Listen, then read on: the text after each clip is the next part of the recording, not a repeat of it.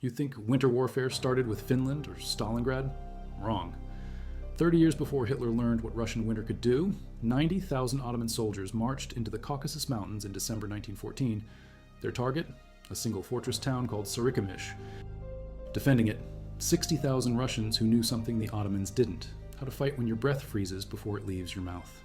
If you value documented military history like this, subscribe. It's the best way to support our work. Also, comment from which city you're hearing this from. This script is researched and factual, using sources from Turkish General Staff archives and Russian military records. Now back to the story. December 20th, 1914. Enver Pasha stands in his headquarters tent near Erzurum, staring at maps of the Russian border. The young Turk War Minister has a plan. While Europe bleeds in trenches, he'll slice through the Caucasus, retake lands lost to Russia in 1878, maybe push all the way to Baku's oil fields. 3 corps, 90,000 men, the 9th, 10th, and 11th Corps, plus irregular Kurdish cavalry. Winter won't stop them, it'll hide them. The Russians hold a thin line from the Black Sea to Persia. General Bergman commands barely 60,000 troops spread across 300 miles of mountain frontier. His strongest point, Sarikamish, a railroad town where the line from Kars meets the branch to Ardahan, and thus Sarikamish lose the whole front. Enver's strategy looks brilliant on paper. The 9th Corps attacks Sarikamish head-on while the 10th Corps swings wide around the Russian left flank through the Allahu Ekber Mountains. The 11th Corps holds the center, a classic pincer movement. But Enver makes one critical error. He's never fought in Caucasus winter. The plan requires perfect timing. Hafiz Haki Pasha's 10th Corps must march 96 kilometers through mountain passes at 3,000 meters elevation. In summer, experienced guides need 6 days. In winter, no one's ever tried it with 40,000 men and artillery. Turkish meteorologists predict mild weather. Wrong again. The winter of 1914 becomes the harshest in 30 years. Blizzards sweep down from Mount Ararat. Temperatures plunge to minus 40 Celsius. Mountain passes that locals avoid even in spring become death traps for an entire army. December 22nd. The offensive begins. Temperature, minus 20 Celsius. The 9th Corps under Asen Bey advances straight up the Erzurum-Sarikamish road. Immediate contact with Russian outposts. The 79th and 80th Infantry Regiments dig in at Köprüköy village, 8 miles south of Sarikamish. First day losses, 300 Ottomans, 80 Russians. Russian scouts report Turkish columns stretching back 15 miles. Pack animals collapsing. Artillery pieces abandoned in snowdrifts, men dropping out every kilometer.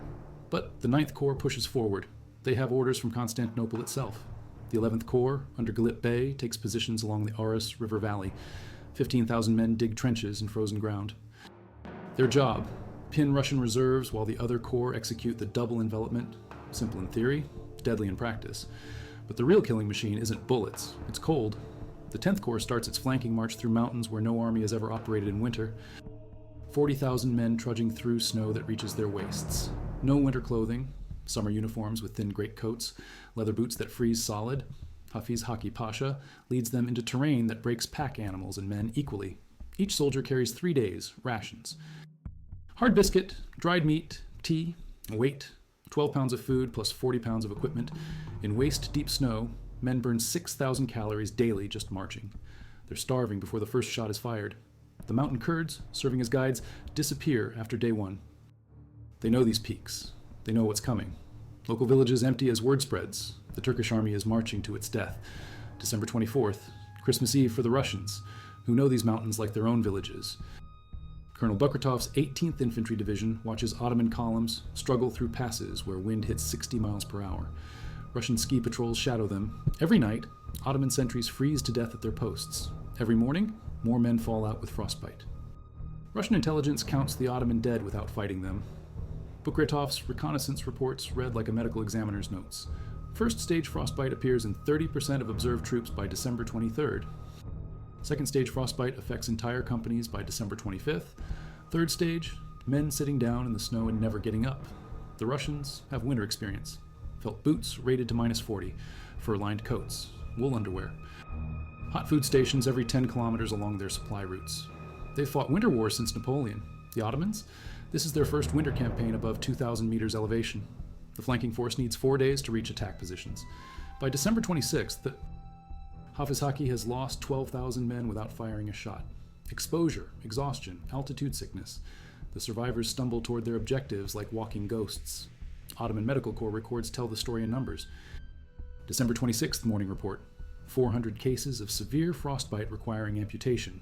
800 men with pneumonia symptoms. 1,500 missing, presumed dead or deserted.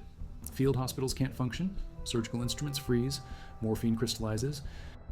Bandages turn to ice. Russian intercepts capture Ottoman radio transmissions. December 27th, 1430 hours.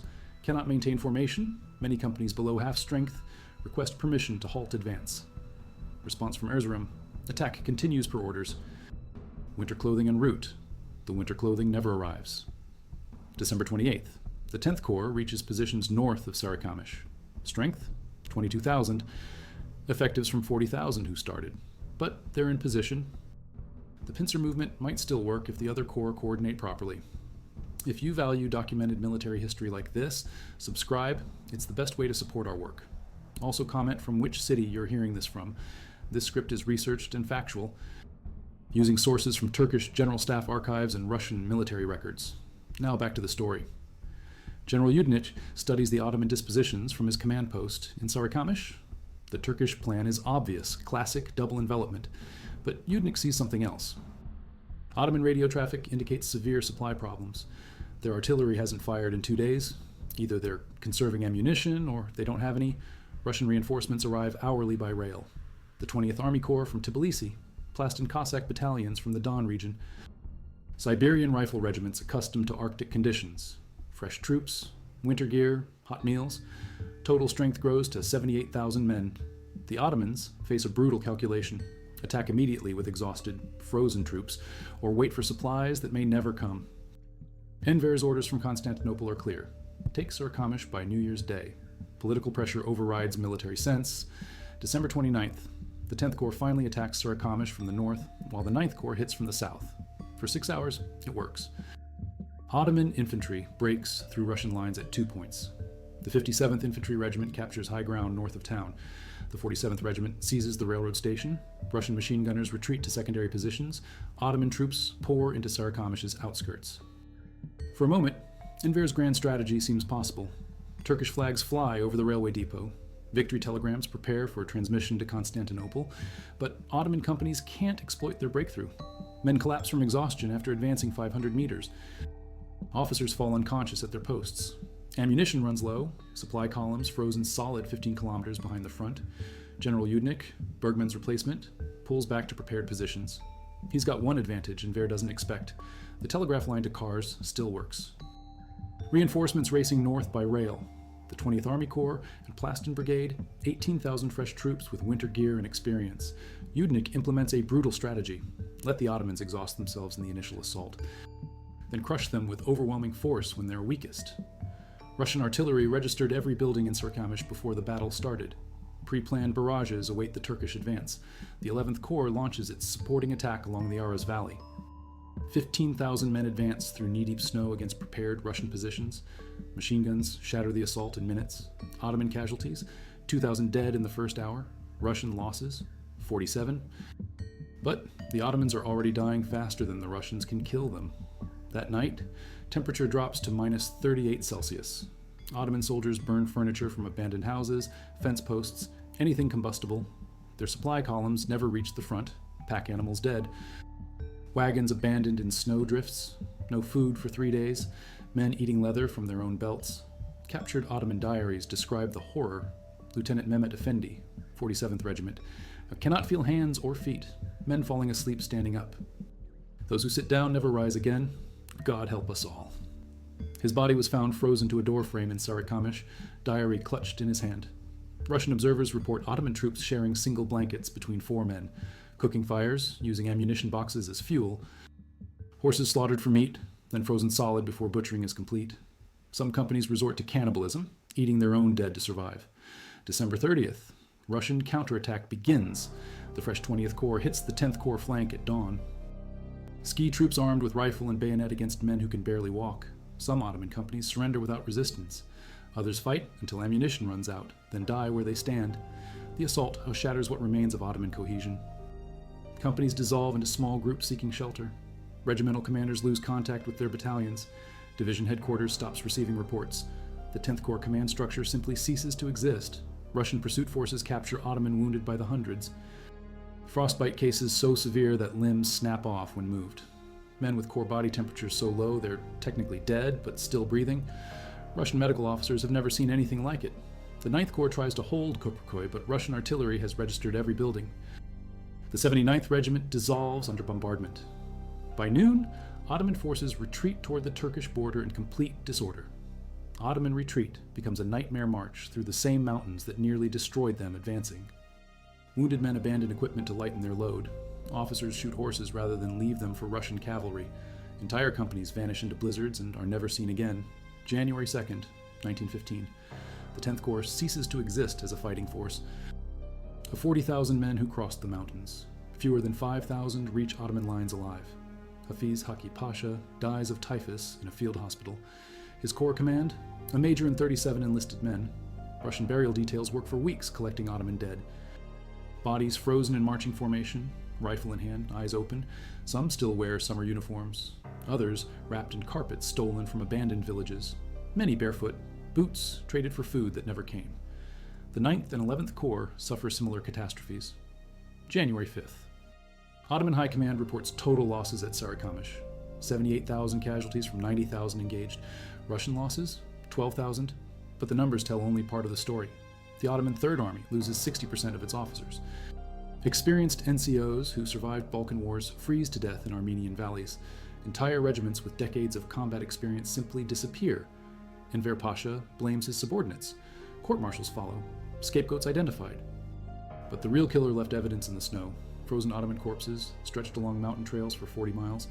Russian burial details work for weeks collecting bodies. Most are barefoot. Boots traded for food that never came. Russian intelligence captures Ottoman documents revealing the disaster's true scope. Supply trains, intended for Sarikamish, found abandoned with full loads 200 kilometers from the front. Winter clothing shipments rerouted to Syria. Artillery ammunition stockpiled in Damascus, while guns at Sarikamish fire their last shells. The disaster destroys 3 corps permanently. The Ottoman Third Army never recovers fighting strength. More importantly, it convinces Enver that Arabs and Armenians sabotaged his grand strategy. Paranoia becomes policy. Deportations begin. Genocides follow. Local Armenians in Sarikamish had aided Russian forces with intelligence and supplies. Turkish survivors report seeing Armenian civilians guiding Russian patrols. Whether true or imagined, these reports fuel Enver's later decision to eliminate the Armenian population entirely. But in 1915, Russian engineers surveying the battlefield make a disturbing discovery. Mass graves near Allahu Ekber Pass contain not 7,800 bodies as reported, but over 12,000 Ottoman dead. The winter killed more than bullets ever could. The strategic implications ripple across the Ottoman Empire immediately. January 10th, 1915. German military advisors in Constantinople receive coded telegrams from the Caucasus front. The Third Army no longer exists as an effective fighting force. German General Lyman von Sanders writes to Berlin, Turkish winter offensive complete failure. Recommend immediate defensive posture Eastern Front. But Berlin has bigger problems. The Schlieffen Plan has stalled in France. Russian armies threaten East Prussia. Germany cannot spare troops for the Caucasus. The Ottoman Empire stands alone against Russian expansion. Russian intelligence exploits the victory ruthlessly. Captured Ottoman communications reveal troop dispositions across the empire. Baghdad garrison weakened to reinforce Erzurum. Syrian defenses stripped for the Caucasus offensive. British forces in Egypt take notes. General Yudenich consolidates his triumph by advancing into Ottoman territory. February 1st, his forces capture Erzurum's outer fortifications. The city Enver used as his launching point for the Great Offensive falls to the same Russian troops who survived Sarikamish. Poetic justice written in snow and blood. The psychological impact devastates Ottoman morale empire-wide. News of the disaster spreads despite official censorship. Families in Anatolia received no word from sons who marched away singing victory songs. Empty villages dot the Turkish countryside. Entire districts lose their young men to Armenian mountains. Survivor testimonies paint horrifying pictures. Captain Osman Bey, 9th Corps staff officer, reaches Turkish lines with severe frostbite requiring double amputation. His report to headquarters: men ate their own leather equipment. Officers shared single blankets with enlisted men. Companies dissolved when soldiers simply sat down in snow and refused orders to advance. Ottoman medical records reveal the disaster's medical dimension. Of the 12,000 survivors who reached Turkish hospitals, 8,000 require immediate amputation: fingers, toes, hands. Feet, some lose limbs to the shoulder or hip. Field hospitals in Erzurum and Trebizond overflow with human wreckage. The financial cost cripples the Ottoman war effort. 3 corps worth of equipment abandoned in Armenian valleys. Rifles, machine guns, artillery pieces, ammunition, horses, transport vehicles. Total value, 15 million Turkish lira. Money the empire cannot afford to lose while fighting a global war. Russian forces conduct systematic recovery operations. Spring thaw reveals thousands of Ottoman rifles preserved in snow. Artillery pieces abandoned intact when crews froze to death. Supply wagons loaded with ammunition and medical supplies. The Russians capture enough equipment to arm 2 full divisions. International observers document the catastrophe. British military attaché Colonel Williams visits the battlefield in March 1915. His report to London: Ottoman losses exceed Waterloo in percentage terms. Entire battalions frozen in marching formation. Some died clutching orders to advance. Winter achieved what Wellington's squares could not. German assessment proves equally damning. Colonel Hans von Siecht inspects Ottoman positions in April. His confidential report, Third Army Effectiveness 0, recommended treating Eastern Front as lost. Turkish forces cannot conduct major operations for minimum 18 months. The disaster influences Ottoman strategy permanently. Enver abandons plans for further Caucasus offensives. Defensive positions replace aggressive expansion. Resources shift to other fronts: Gallipoli, Mesopotamia, Palestine. The dream of reconquering lost territories dies in the snow at Sarikamish. Armenian population suffers immediate consequences. Turkish survivors blame local Christians for guiding Russian forces. Whether accurate or not, accusations spread rapidly. Enver's paranoia about internal enemies crystallizes into systematic deportation orders. The Armenian genocide begins with Sarikamish defeat, April the 24th, 1915. Ottoman authorities arrest Armenian intellectuals in Constantinople. Deportation orders follow for Armenian populations across the empire. Official justification: preventing collaboration with Russian forces advancing from the Caucasus. The reality: scapegoating for military incompetence. Russian forces capitalize on their victory strategically. Yudenich launches new offensives throughout 1915. Captures Van in May. Threatens Trebizond by August. Ottoman eastern defenses collapse systematically. The Sarikamish disaster created a domino effect across the entire front. Kurdish irregular forces, promised Ottoman support, receive nothing. Abandoned after the disaster, many Kurdish tribes switch sides. Russian gold proves more reliable than Turkish promises. Local knowledge that helped destroy the 10th Corps now serves Russian intelligence. Winter warfare lessons emerge from the catastrophe. Russian staff officers study the campaign intensively. Their reports influence winter warfare doctrine through the Soviet period. Key findings: logistics, trump tactics in extreme conditions. Acclimatization requires minimum 6 weeks. Local guides are essential for mountain operations. Ottoman lessons prove harder to learn. Official reports blame subordinate commanders, weather conditions, Armenian sabotage. Structural problems, inadequate winter equipment, poor logistics planning, unrealistic operational timelines remain unaddressed. The empire learns nothing from its greatest military disaster. Turkish military historians later analyzed the campaign's tactical failures. The pincer movement required precise coordination impossible with frozen communication equipment. Mountain warfare demands specialized training the Ottoman army lacked. Winter operations need supply systems the empire couldn't provide. Archaeological evidence continues emerging. 1985. Excavations near Allahu Ekber Pass uncover Ottoman mass graves containing uniform buttons, belt buckles, and personal effects. Carbon dating confirms 1914-15 timeframe. Bone analysis reveals systematic malnutrition and exposure deaths. Modern forensic analysis provides disturbing details. Skeletal remains show evidence of marching until death, compression fractures in feet, stress injuries in leg bones, wear patterns on hip joints. Some men literally walked themselves to death following orders to advance. Local Kurdish oral histories preserve memories the official accounts omit. Village elders remember Ottoman columns passing through in December. Men walking like ghosts, one account states, leaving footprints filled with blood. By January, Kurdish shepherds found frozen soldiers scattered across mountain passes. Weather records from 1914-15 confirm exceptional severity. Russian meteorological stations recorded the coldest December-January period since 1881. Average temperatures 10 degrees below normal. Blizzard conditions for 23 consecutive days during the offensive period. The human cost transcends military statistics. Families across Anatolia never learn their sons' fate. Official casualty lists remain incomplete. Many men simply disappear into Armenian mountains. Their bodies preserved in snow until spring thaw reveals scattered bones and rusted equipment. Recent archaeological excavations confirm the massacre's true scope.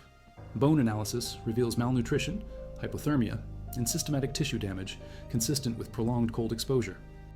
Some skeletons show evidence of cannibalism. Others died clutching photographs of families they would never see again. But the most chilling discovery came in 1998. Turkish archaeologists excavating near the original battlefield found a mass grave containing exactly 12,347 bodies. Military identification tags confirm these were men from Hafiz Haki's 10th Corps. The grave was dug by Russian burial details in February 1915, then forgotten until a construction project disturbed the site. Coal doesn't negotiate, it just waits.